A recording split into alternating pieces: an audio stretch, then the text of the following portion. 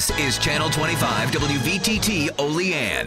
Now, from the Twin Tiers' biggest broadcast news operation, this is the 6 o'clock report with Jeff Andrulonis and Alexa Olson. Listen on News Radio 96.7 WVTT or watch on News Channel 25 WVTT Television. WVTT proudly presents the 6 o'clock report. Good evening, I'm Alexa Olson. Jeff Andrulonis is off tonight. Topping the 6 o'clock report, police tonight are still investigating the cause of a fatal fire that erupted in Bolivar earlier yesterday morning. 3 people are dead after a house caught fire on Horsehead Road. Police say they got a 911 call around 4:15 in the morning. Crews rushed to the scene of the fire and started battling the blaze. Police say the bodies of a 42-year-old woman and 2 kids, one 3-year-old and one 2-year-old, were recovered yesterday afternoon after crews were able to search the debris. Police confirmed that a man and a child who was only 1 year old escaped. Authorities believe the children were staying at their grandparents' house. Well, over the weekend, a lot of fun things going on. Derek and I got the chance to head over to the McKean County Fair on Saturday night, and what a blast that was. And if you missed out on the fair last week, Derek put together something to bring the fair to you right at home tonight. Take a look at this. It was the McKean County Fair that brought everybody together this past week from the Twin Tiers, whether it was to ride the helicopters or to stop at the top of the Ferris wheel. With food and games included, this year's county fair had everything to offer, including their very own demolition derby. That's where most of the action was. Cars were crashing and people were cheering. And may it be by a romantic carriage ride or relaxing by the fresh sunflower garden, or even saying hello to our little friends, this year's county fair knew exactly what it took to guarantee everybody a fun time. Well, it is the McKean County Fair, and we came out today on the last day to check out what's all the excitement about. And there's a lot of excitement. There's rides, there's food, there's a Ferris wheel. They even have a demolition derby.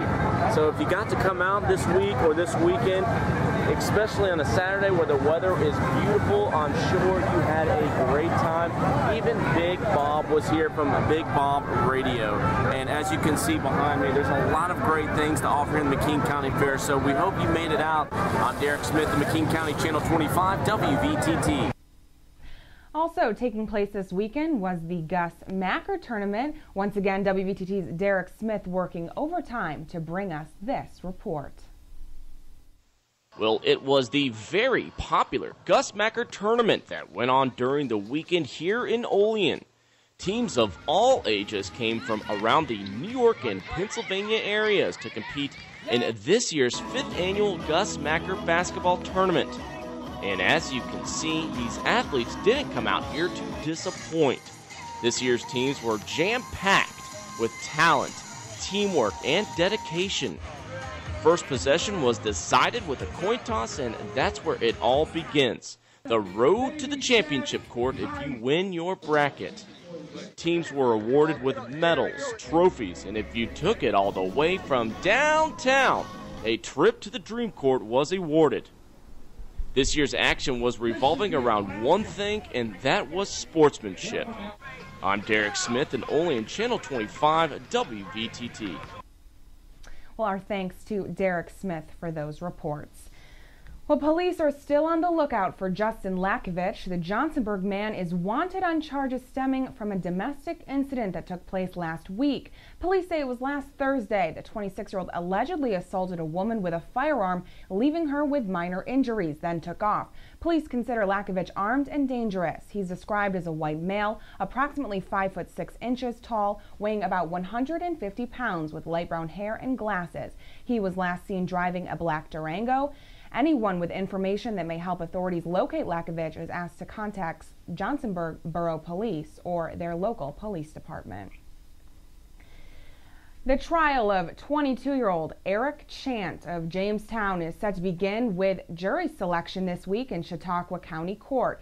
He's accused of abducting and sexually assaulting a 12-year-old girl a year ago this month. Chant could face up to 25 years in prison if convicted. Well, this coming Wednesday at 6 o'clock p.m., Potter County Human Services will hold a meeting to raise awareness on the growing epidemic of bath salts. The 21st century street drugs are synthetic substances that cause bizarre behavior and are readily available at many convenience stores throughout the area. Public health officials say the drugs are a growing epidemic that is reaching a younger and younger population. Well, as the new school year begins, the Pennsylvania Department of Transportation wants to remind drivers to remain vigilant as students and school buses return to the roadways. According to PennDOT Secretary Barry Shook, motorists should avoid distractions when driving behind a school bus to make sure that everyone stays safe. By law, motorists approach from all directions are required to stop at least 10 feet from a school bus when its red lights are flashing and its stop arm is extended. And some exciting news coming out of St. Bonaventure University. The athletic program had one of its most successful years in history this year, with the Bonaventure Athletic Fund, known as the BAF, setting a record with almost $370,000 raised from its 811 passionate donors for the 2011-2012 school year. With the 2012 fiscal year recently coming to a close, the BAF surpassed its 2009-2010 record of money raised. Director of Athletics Steve Watson says that everyone who is a part of St. Bonaventure Athletics is incredibly grateful for the support of their BAF donors, adding that each year the athletic program strives to be the best it can be in the Atlantic 10 Conference, and that additional resources become more and more critical each year. Well, the World News Roundup is next. You're not going to want to miss it. Stay locked on News Channel 25 WVTT for more local news.